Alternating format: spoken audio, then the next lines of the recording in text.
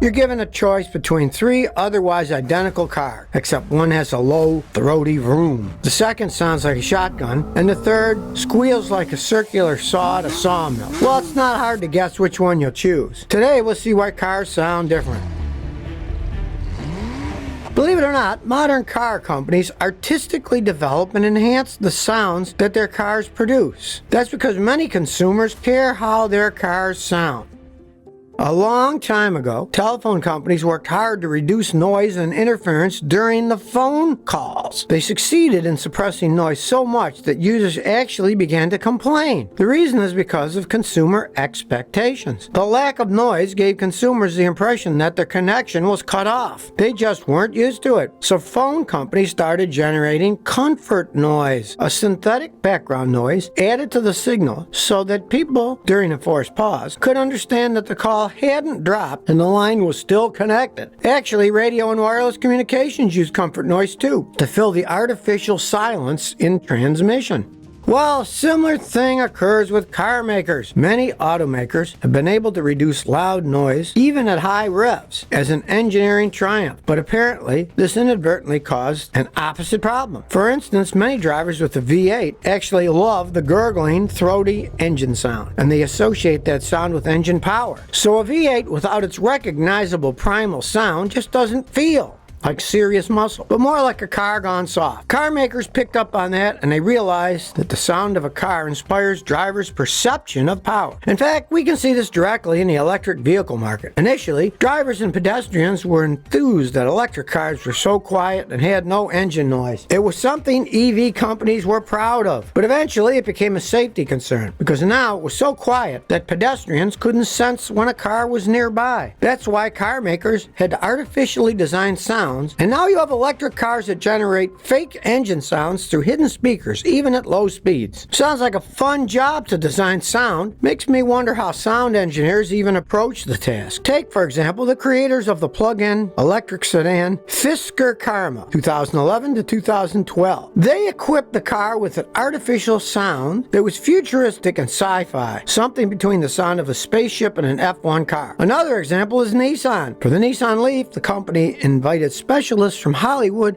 to design a sound similar to the car sound in the cult film Blade Runner. I mean, if engine sounds are fake, then you might as well make them fun. So you can see how car sound design has become a science and art of its own. They're literally producing mechanical symphonies. In almost any popular sedan or pickup, car makers carefully tune the sound, whether digitally or by manipulating parts like a muffler, pipes, or insulation materials. There was a lot of buzz, for example, when the fairly quiet 2015 Ford Mustang EcoBoost faked engine noise via stereo using its active noise control system. One of their ads mentioned that the V8 engine had long been considered the mating call of the Mustang, but that the new sound processing and amplification system delivered a more graceful growl and low-frequency sense of omnipotence. At the same time, Ford consulted with different motors forums to get feedback on sound concepts that motorists found most appealing. Volkswagen uses a special vehicle audio system called Soundcar. It's German for sound actuator. The system simulates engine noise in the cabin of some Volkswagen cars. It was introduced in 2011 on a VW's Golf GTI and has also been used in the Jetta GLI and Beetle Turbo. People have described the sound generated by their system as fuzzy, fizzy growl. In 2009, Lexus hired Yamaha to create acoustic design for the engine of the Lexus LFA. The goal was to generate dramatic acoustics of a high-grade engine, which consumers expected from a mass-produced sports car. BMW was one of the first brands to introduce artificial engine and exhaust sound into the cabin. Later, they added a feature to its performance cars, adjustable engine noise. Most new performance BMWs come with 4 different settings for the fake engine noise: sporty, balanced, reduced, and one additional setting that changes the engine sound based on driving mode. Well, all this says one thing: how a car sounds matters.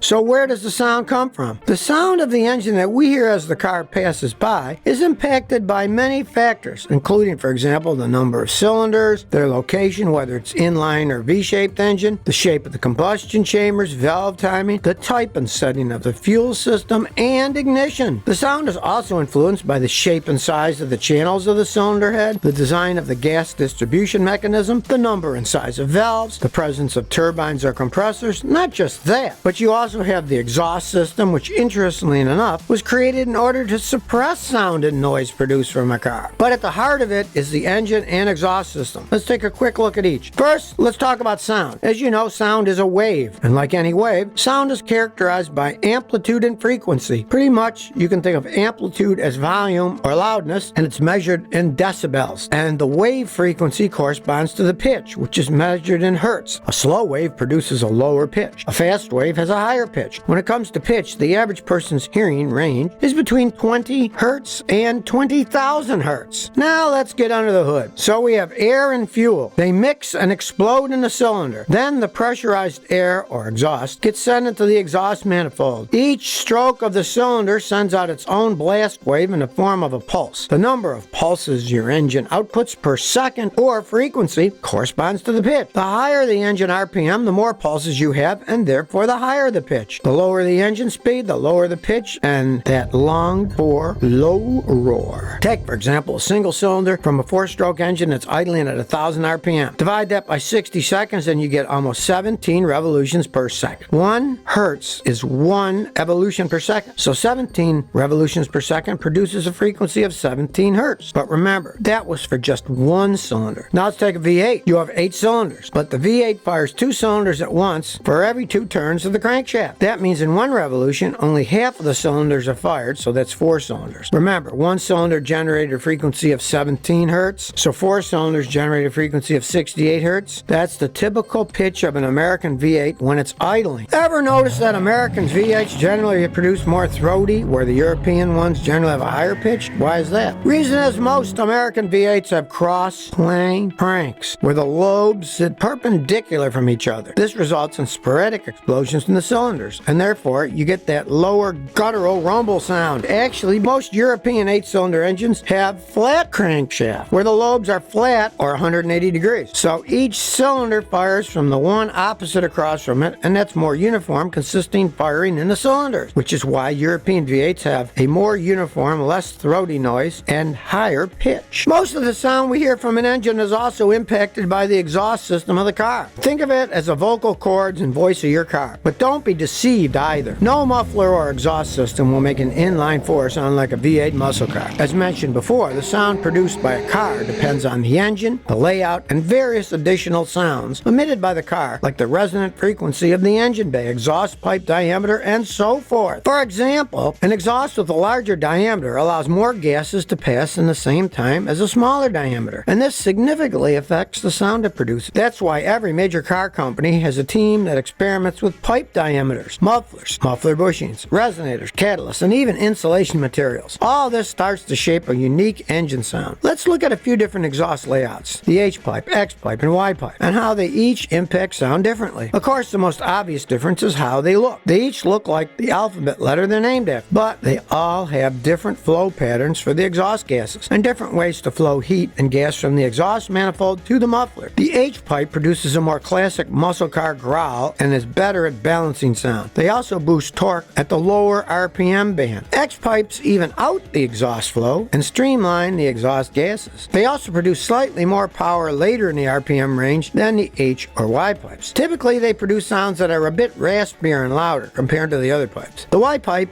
is a setup where 2 exhaust pipes merge into one. As a rule, the larger diameter pipe is used after the coupling. You can see Y pipes in older stock V6 Mustang, but if you want to boost power and efficiency of your car's exhaust flow, you should consider upgrading to a dual setup to increase airflow. So there you have it. Car technology isn't just about how it operates, but it's also driven by how it sounds on the road and inside the cabin. Sound is subjective to consumer demand. That's why each car has its own crafted and unique voice, both inherent and artificial. It's a whole bunch of science, math, and music that goes into crafting a sound. You might have heard of the movement called Skeuomorphism, which is the design concept of making something digital or virtual mimic the conventional real-life counterparts, and how how they appear or how the user interacts with them. It's like how a calendar app on your phone can be designed to look like an actual paper calendar. Well, anyway, we see car makers taking skeuomorphic audio to a whole new level. What do you think? Share your voice. Comment below and let me know your opinion on what's your favorite car sound and why. If you like this episode, please subscribe to my channel for more videos on car technology and history. Thanks for your support.